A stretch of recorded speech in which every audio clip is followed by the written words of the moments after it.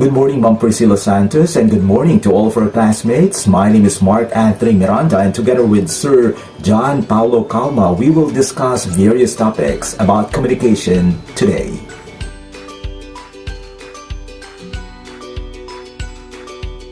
Do you believe that communication plays an important role or important part in leading or managing an organization?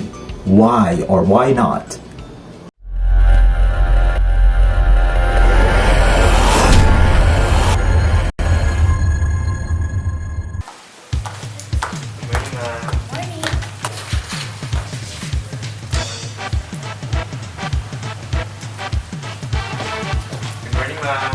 What's good in the morning? Open the door! Yes.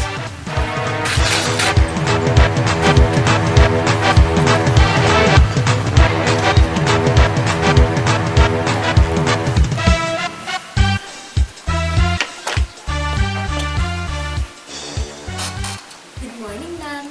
This is your marketing proposal. I hope you like it.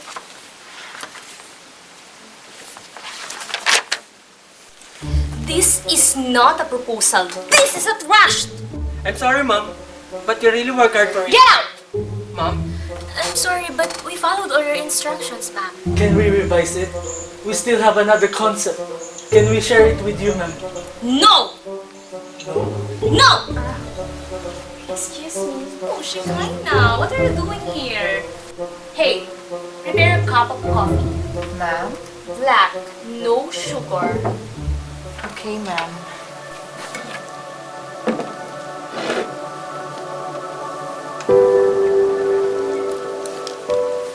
Sir, you're the assistant manager here.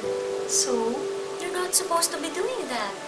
It's okay. Don't worry. Let me help you, sir.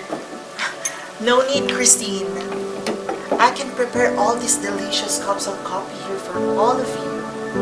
Okay? You should go back to your work and do that proposal, okay? This is just your second day in your office as a manager. But people around here look so tense. What's happening here, my friend? I just want to discipline them. You know that I hate incompetent people.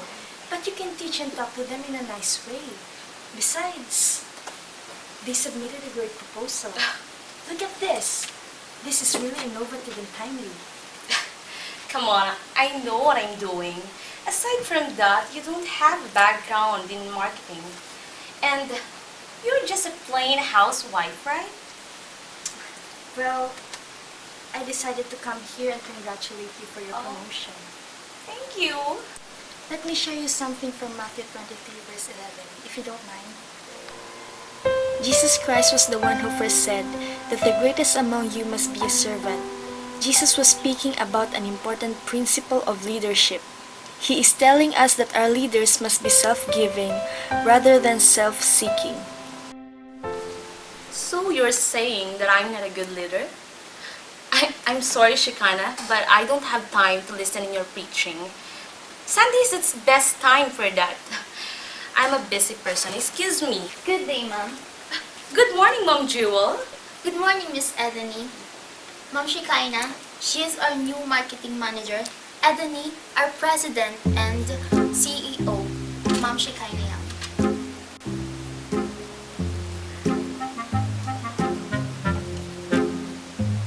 President and CEO? No way. Yes, I'm a housewife and the president and CEO of this company. Our president believes that leadership is a calling. I think you need to learn the principle of servant leadership. It is a philosophy and set of principles that enriches the lives of individuals and creates a caring world. A servant leader focuses primarily on the growth and well-being of people and communities to which they belong. Excuse me, ma'am. Here's your coffee. Thank you, Milneus. He's our assistant marketing manager here. Yes, Mom, I know. Milneus is a servant leader. He puts the needs of others first and helps people develop and perform as highly as possible. Servant leadership isn't about positions and titles. Instead, It is an attitude that says people and relationships are more important, valuable, and essential to mission success. That is, if we surrender our hearts and follow God.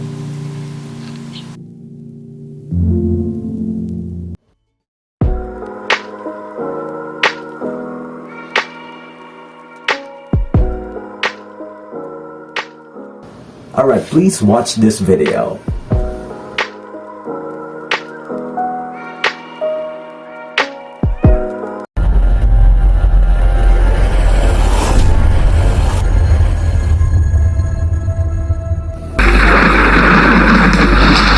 How close it is. I think we'll have some thunder.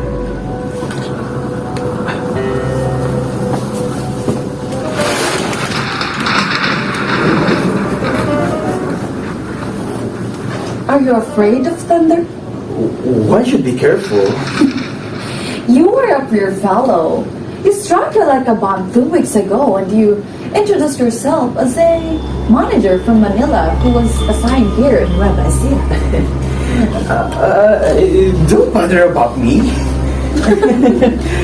That's what you always say when I get tired of talking about myself and wanted to devote a little attention to you. Perhaps because you let me talk so much that you won my sympathy. Oh, we were such old acquaintance and there were no corners for me about cute navigants or needles or pins to prick. There was something so mellow about your personality. You were so considerate, a characteristic which only the most cultivated can display. You were never noisy when you came home late. Never made any disturbance when you get up in the morning. You even drew side when ideas became conflicting. In a word, you were the perfect companion. But altogether, you were too sensitive, too negative, too quiet. Not to have me think about it in the course of time. And you were fearful and timid, as if you let it down the line.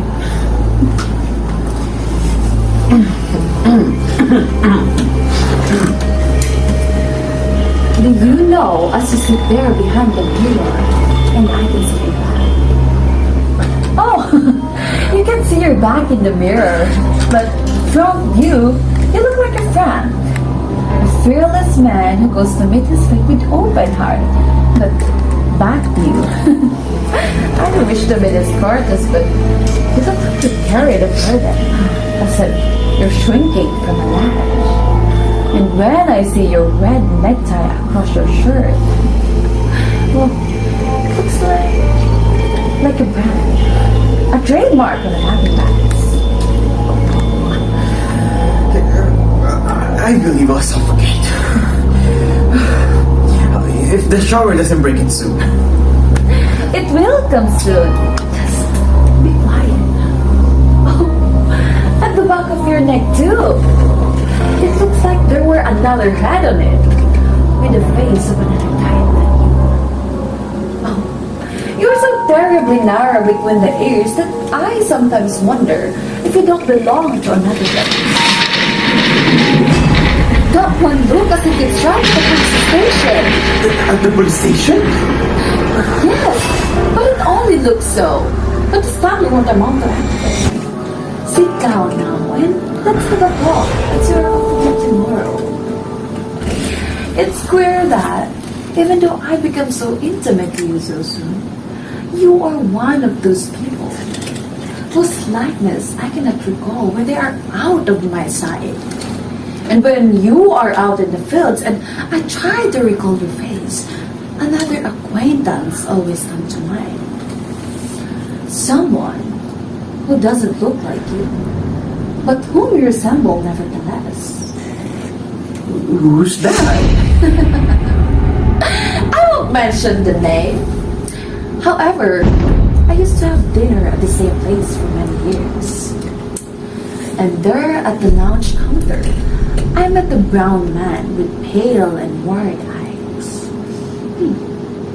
He had an extraordinary faculty of getting into crowded room without shoving or being shoved. Standing at the door, he could reach a slice of bread 2 yards away.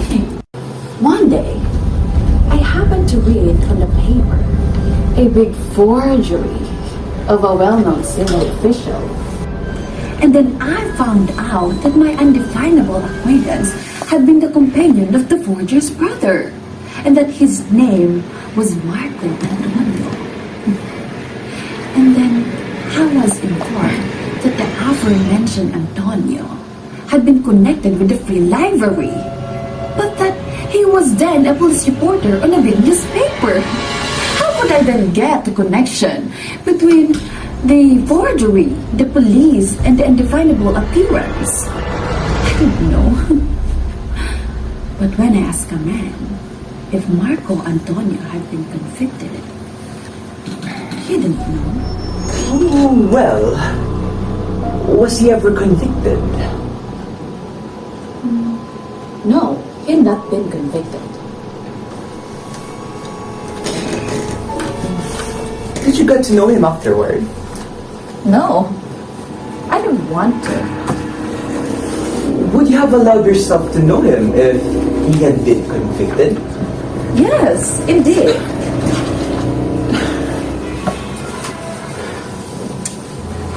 Sit still. Why can't you sit quietly? How did you get such a liberal attitude toward people's conduct? Are you a Christian? No, of course I couldn't be. As you just heard, the Christians demand forgiveness, but I demand punishment for the restoration of balance, or whatever you like to call it. And you, who have ought to understand that. How do you know that? It's plain to be seen. How? How can you see it? I have taught myself. That's an art too. But we won't talk about that matter. Now, be so kind as to witness my signature on this note, which I must leave at the bank of Cabanatuan tomorrow morning when I go there with you. I don't intend to go in Cabanatuan. No? No! But you can witness my signature nevertheless. No, I never signed my name in papers. Anymore. That's the 5th time that you refused to write your name. The first time was on a postal receipt. And it was then that I began to observe you. And now I see that you have horror of touching pen and ink. You haven't sent a letter since you've been here. Just one postal card and you wrote with blue pencil. Do you see now how I figured out your misstep?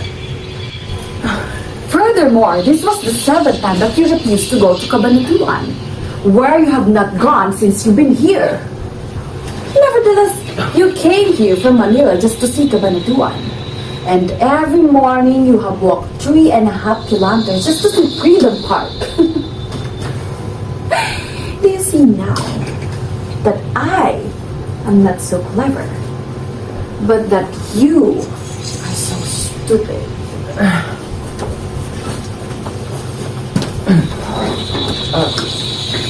Now you hate me. No.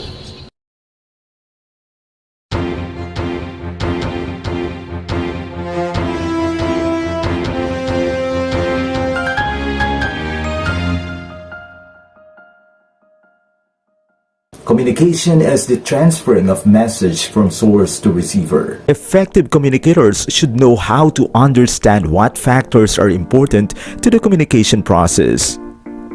Managers, like any other working people, fulfill many different needs through communication, and effective communication can give us considerable transactions.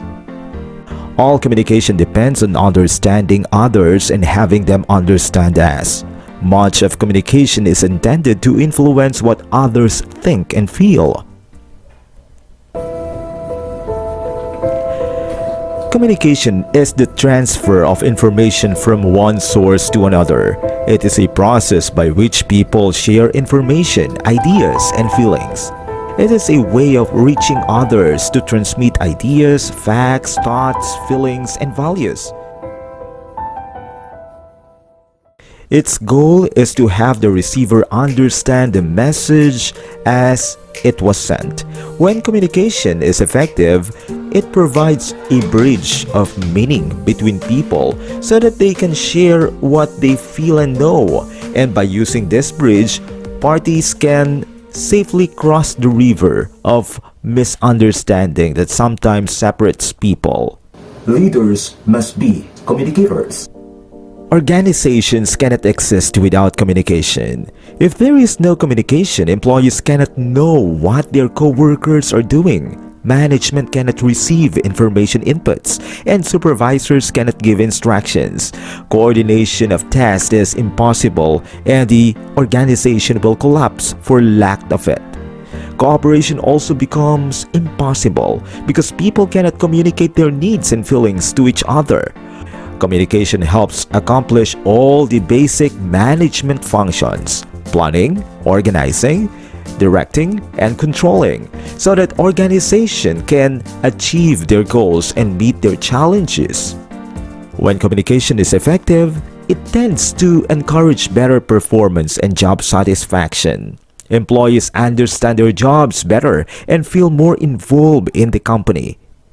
In some instances, they will even sacrifice long-established privileges because they see that a sacrifice is necessary.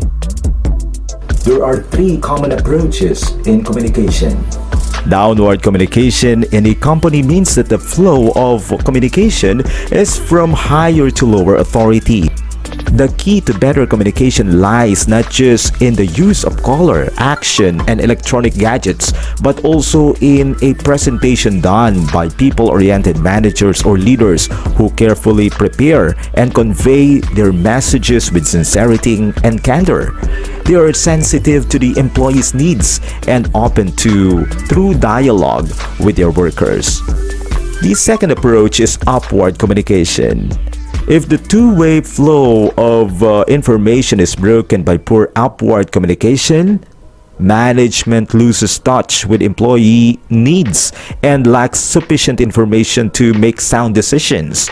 It is therefore unable to provide needed tasks and social support for employees. Management needs to be accustomed to employees in the same way a person should be used to his personal routine. This requires initiative. This requires positive action, sensitivity to weak signals, and adaptability to different channels of employee information. It primarily requires an awareness and belief that upward messages are important. The third approach in communication is lateral communication. This is also called cross communication or horizontal communication, which is communication across chains of command. It is necessary for job coordination with people in other departments, and it is also done because people prefer the information of lateral communication rather than up and down process of the official chain of command. Lateral communication is also, it is often the dominant pattern within management. Employees who play a major role in lateral communication are called boundary spanners, and these workers have strong communication links within their department with the people in other units and often with the external community. And these connections with other units allow boundary spanners to gather large amounts of information which may filter or transfer to others, and this gives them a source of status and potential power. In addition to transmitting messages up and down the organization, the formal communication network also carries messages horizontally from one department to another. The amount of horizontal communication that occurs through formal channels depends on the degree of interdependence among departments. Now, do you agree that excellent manager or excellent leader needs to have a good or an excellent communication skills? Why or why not?